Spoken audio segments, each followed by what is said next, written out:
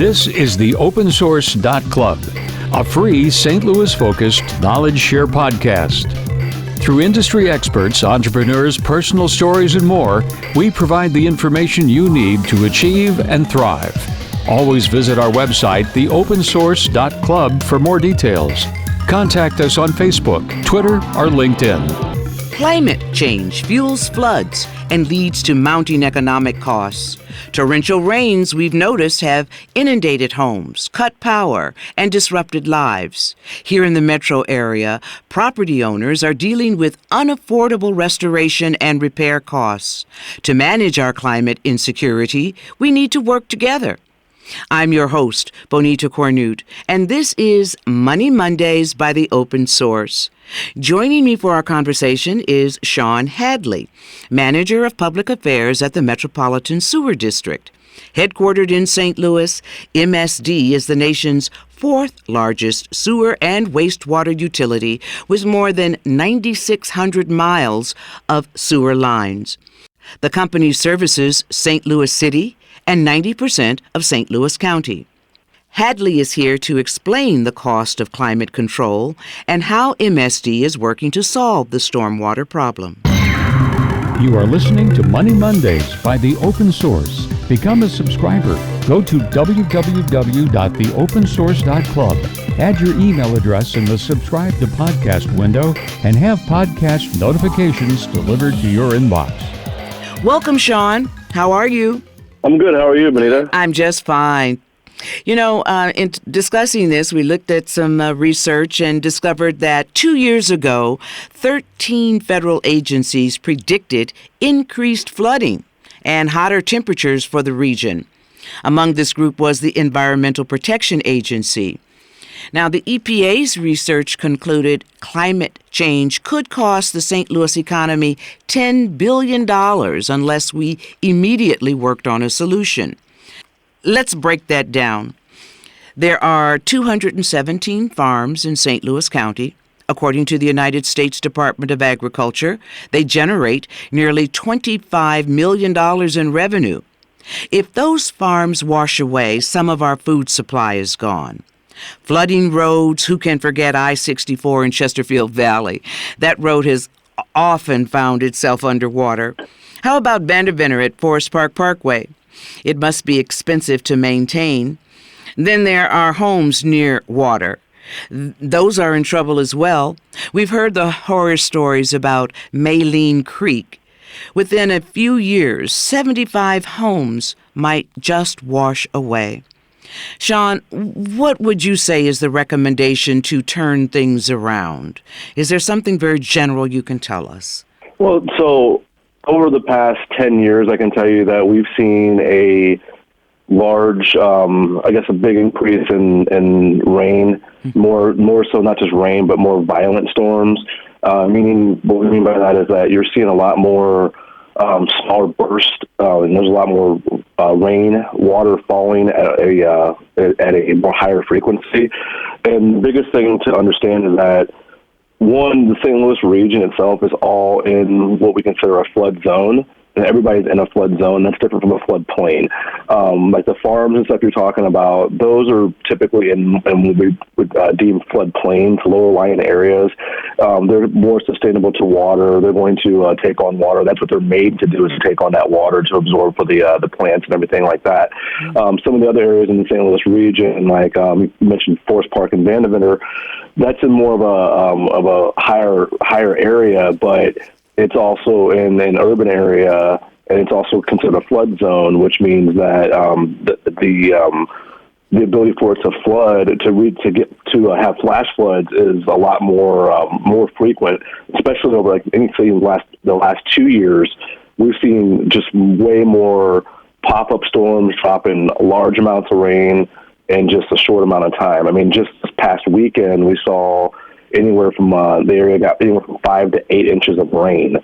Shetler Valley Road in Chesterfield had 6 feet of water on it. So those are things that you have to be mindful of, and development's a big kind of factor in that, because some of the things you have to understand is that the way that the land was developed, or the way the land was naturally made, when we come in and do development, we're changing that flow of water and changing the direction of where it's supposed to go, and sometimes it doesn't have a place to go. Is the bottom line then to address development differently, approach how we build and basically inhabit areas that were once wooded or more rural? Well, it's the biggest thing is, so MSD, first and foremost, we're not a flood authority or a floodplain manager. That's up to the municipalities. We can't stop development, and that's a big thing that we kind of get a lot of is that, people are trying to develop in a certain area, and they're claiming that MSD is stopping them from developing. We're not stopping you from developing. What we do is we do issue permits to connect into our sewer lines.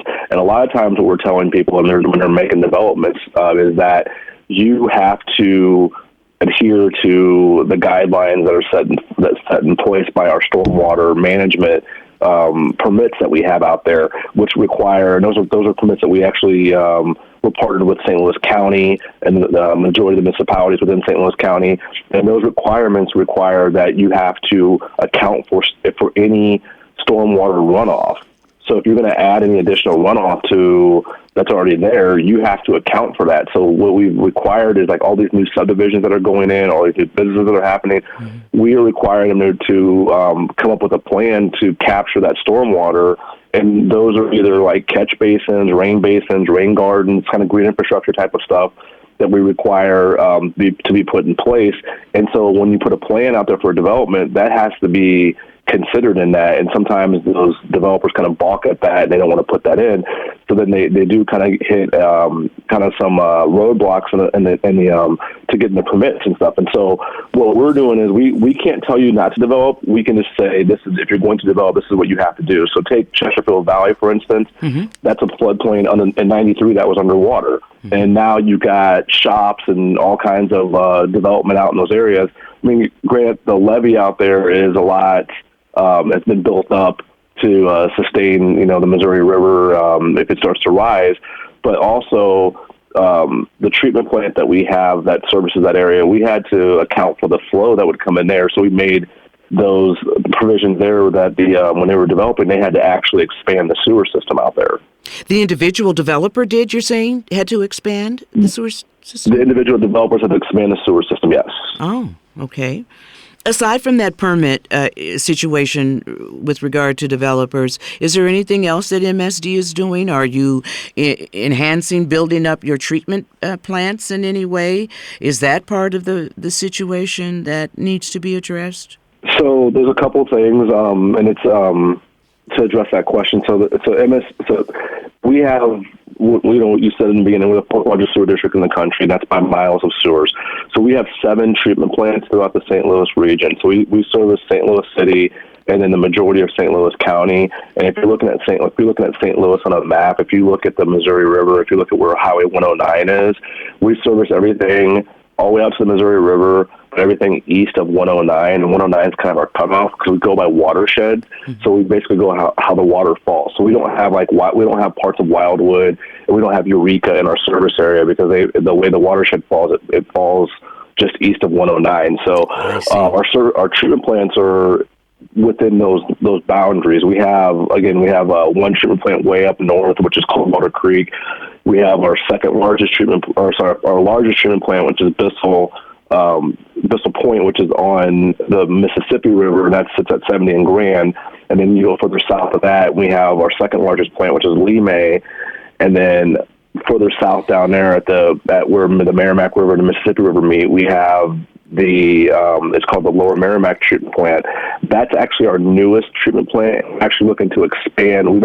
We actually put in place on that one expansion measures because going up the Meramec River, we have 2 treatment plants that send the Meramec River as well, 2 other additional treatment plants that send the Meramec River, and those are the Grand Glaze, which is in Valley Park, and then Fenton. And if you recall, we lost Fenton treatment plant completely in 2000 and the flood of 2015-16, yes. And then we almost lost it again in 2017. We lost parts of Grand Glaze in 2016, and we were able to sustain those floods in 2017. But the plan has always been that we're going to take Fenton treatment plant, which is our smallest treatment plant, offline, and expand the tunnel that runs. It's called the Baumgartner Road Tunnel that runs from the lower Meramec River, which is at the foot of the Meramec, where the Mississippi and the Meramec meet, and run that all the way up to Fenton and take Fenton offline and just take that wastewater, additional wastewater that comes there down to that bigger plant and discharge it actually out into the Mississippi River. Now we have another plant is our Missouri River plant. That one sits on the Missouri River. That's over by Hollywood Casino, just out there by where old Westport amphitheater is, and that one actually services the flow for Chesterfield, and that's the one that I was talking about where the developers had to expand the capacity of the sewers, the wastewater sewers, to help just to mitigate that flow that comes into that plant. Going back into the whole sewer system, the way the system was designed. So in the city of St. Louis, just in the boundaries of the city of St. Louis, that's what's called a combined sewer system, and which means wastewater and stormwater come into that one system. Out in the county, it's called a separate system, and most systems throughout the country are considered separate systems. St. Louis is kind of unique in that sense that we have a combined system and we have a separate system, but the separate system is basically is what it is. It's we have a storm sewer system. So when the water goes into those inlets on the streets, those go out. That water goes out to the creeks and streams like it's supposed to. But then when you're flushing your toilet, your showers, everything else, that goes into the wastewater system. Now, when you hear the term we have an overcharged main, or people are getting water in their basements, okay, that's coming from, we can go out and determine how that's happening. If it's deemed like what we call an overcharged main, that means that too much water got into the system, into the sewer system, and now we're talking too much probably rainwater got into the wastewater system somehow and caused that water to back up into people's basements. Okay. And so that's one thing that, yeah. Well, I was just going to ask, you talked about that combined system and it affecting North St. Louis. Is there a need to have two separate systems for that area? Well, so that's how St. Louis was designed. And so MSD, and this goes back in the history of MSD. MSD was formed in 1954, and we were formed actually by the Board of Freeholders, which I know is another big topic and it's been in the news throughout the last couple of years. So MSD was actually one of the only successful processes from the Board of Freeholders, and we were formed in 1954. And what happened in that process was we took over all of the sewer systems throughout the St. Louis County, right, and then we took over all of St. Louis City. So, got a picture back in the before 1954. You had like Hazelwood, you had Kirkwood, you had the Webster Groves. They had their own sewer systems, or they had their own process of how they were treating water. And a lot of times that water would just go out into the creeks and streams untreated and just would go its course naturally. And that's when we had all the reason MSD was formed is because there was a lot of outbreaks of just people getting sick. It was a health concern, and that's how MSD was formed. So we inherited the system. It's not a perfect system, but we had to take it and do what we could with it. And what I mean by that is that we had to take it and we had to expand and make improvements throughout the system to make it to where it could handle the amount of development that's happening and kind of everything else that's going on. Mm-hmm. We were in 2008, we had signed a consent decree, which was something that's been happening across the entire country for as opposed to the Clean Water, as a response to the Clean Water Act, where we had to go in and we had to actually improve the entire sewer system, and that's where Project Clear came in to be in.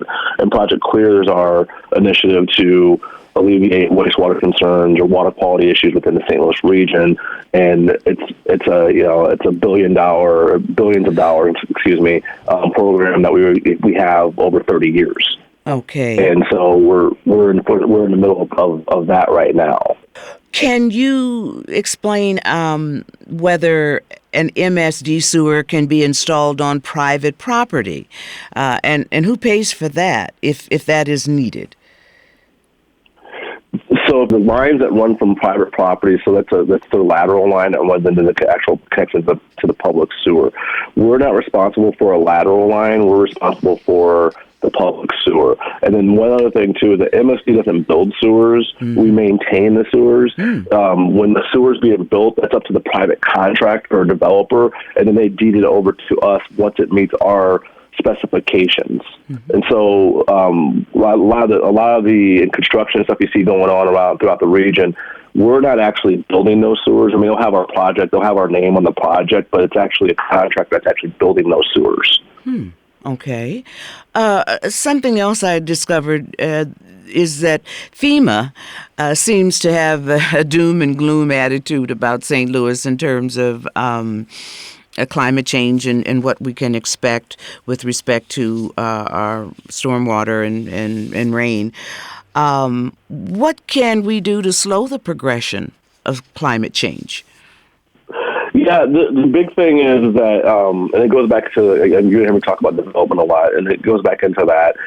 If you see how storms have been coming into St. Louis over the past couple of years, even just this past month, when we get storms in, if you notice that expanding out to like St. Charles County, we don't cover St. Charles County, but expanding out to like out further west, you'll see a lot of more violent storms coming in, and they'll turn kind of. If you look at the maps, they kind of split off after they hit St. Charles. And one of the reasons that is I mean, typically they mentioned the fact that, St. Louis, the way it's developed, the buildings and everything like that kind of deflect those storms. And you don't see as much violent, heavy rains falling into the quote unquote the city area, but you see them kind of falling around the city because of the buildings and everything. It's kind of deflecting that flow, that forecast that's coming in. And again, I'm not a weather forecast. I'm just telling you what the patterns that we see coming through here. And one of the biggest things is that over the years we have again seen a lot of those rainstorms coming through. And the biggest thing you can do to protect yourself, there's a couple things you can do. I mean, one, I mentioned before that St. Louis, the entire St. Louis region is in a flood zone. We have a big extensive program called Know Your Zone, and we actually started this back in 2007, and originally it was just a springtime program. Now it's expanding to a year-round program because we've seen that these storms don't just happen in the spring; they happen in the fall. They have even happen in the winter sometimes. I mean, so it's like one of those things where the unseasonable climates can cause different types of weather patterns. So we tell the public, we tell our residents, our customers that to pay attention when we talk about Know Your Zone, and that's our message to our residents, to our customers, to the public to make sure you're protected, and that's to get like the proper flood insurance. And that's a bigger thing too, is that when you buy a home, people, and I always kind of say this, when you buy a home, you get your homeowner's insurance.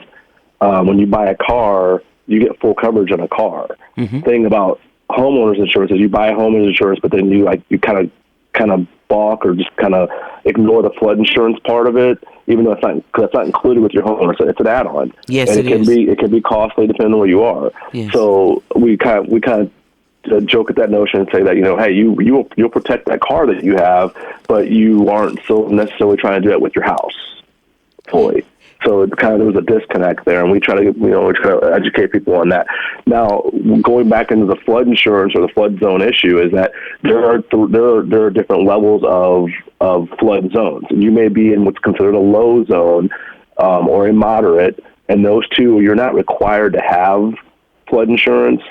That's an option that you can do. If you're in a high area, FEMA is going to automatically make you have flood insurance. You're going to be required to have that because you're in a high flood risk area and you're prone to flooding. And those are areas that are in low-lying areas.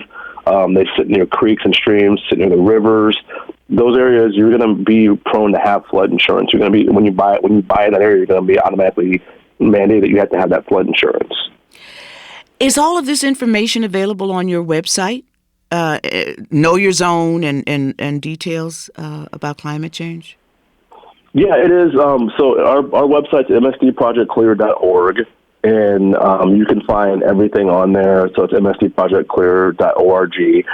And we also have you can click on that site. You can click on to Know Your Zone. KnowYourZone.org is a separate site that we actually have and we manage, and that's out there as well. And actually we partner with FEMA on that site. everything on that site is FEMA information. There's a floodplain map on there. You can type in your address. You can see kind of where you live and where and what kind of risk you're in. And that's all tools that were given to tools that FEMA provides. We just kind of package it in the one area where you can kind of easily find it, find out information about, how to get flood insurance, what to do, the National Flood Insurance Protection Agency, NFIP, just kind of give you those resources there so people can arm themselves. It's important, especially if you're in the process of making that major investment in buying a home. You certainly want to understand and know what to do in terms of protecting that home. Well, you have certainly covered quite a bit for us today, and we want to say thank you for your time, and certainly look forward to learning a little bit more as we continue with our shows here on Money Mondays. Thank you, Sean, for your time. Thank you for having me. Climate change costs us money. Whether your home is or isn't at risk for flooding, think about your personal expenses. Clearly, summer cooling costs and groceries are through the roof. It's easy to see that if we don't work together to solve this problem, it will only get worse. Sean Hadley, MSD's Public Affairs Manager, just told us about the struggles of local farmers, property owners, and governments.